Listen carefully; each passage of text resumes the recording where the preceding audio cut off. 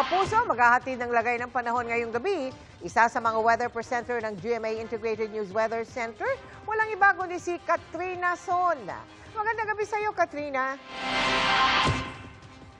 Magandang gabi mga kapuso. Wala na sa Philippine Area of Responsibility ang bagyong Jenny pero wag pa ring makampante dahil kahit lumalayo na yan sa ating bansa, patuloy nitong hahatakin ang habagat. At di lang yan dahil may bago na namang low pressure area na namamataan.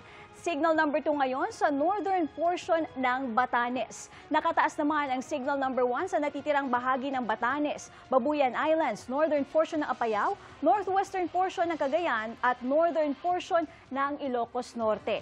Paalala po delikado pa rin maglayag o pumalaot sa Batanes, Ilocos Norte pati sa northern coast ng Cagayan kasama ang Babuyan Islands.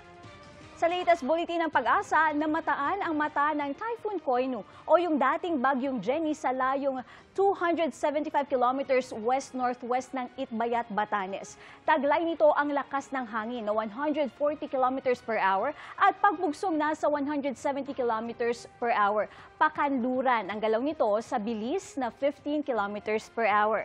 Ayon sa Pag-asa, patuloy nitong babaybayin itong Taiwan Strait at coastal waters ng southeastern China.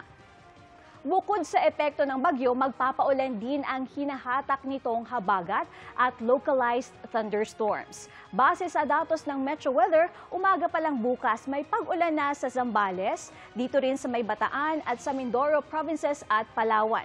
Pagsapit naman ng hapon, uulanin na rin ang Calabarzon, iba pang bahagi ng Central Luzon, Bicol Region at ilang bahagi ng Northern Luzon. Kaya naman, stay alert mga kapuso. May heavy to intense rains kasi kaya posibleng bumaha sa mga mabababang lugar o di kaya ay magka-landslide sa mga lugar na malapit sa bundok. Halos buong Visayas naman ang uulanin bukas lalo na sa hapon. May malalakas na ulan dito sa may Panay Island, Negros Occidental at dito sa may Samar Provinces. Sa hapon din, posibleng ulanin ng ilang bahagi ng Mindanao. May malalakas na ulan sa ilang bahagi ng Zamboanga Peninsula dito sa may Northern Mindanao at Caraga. Dito naman sa Metro Manila, bago magtanghali bukas ay mataas ang tsansa ng ulan.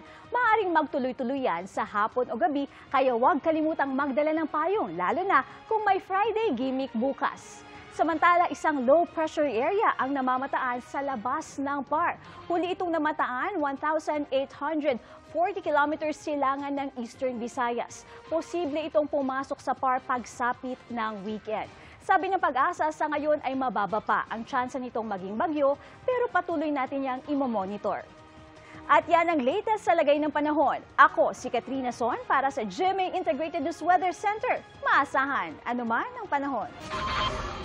Mga kapuso, kasama nyo kami 24 oras. Mag-subscribe sa GMA Integrated News sa YouTube. Sa mga kapuso abroad, bisitahin ang GMA Pinoy TV at www.gmanews.tv.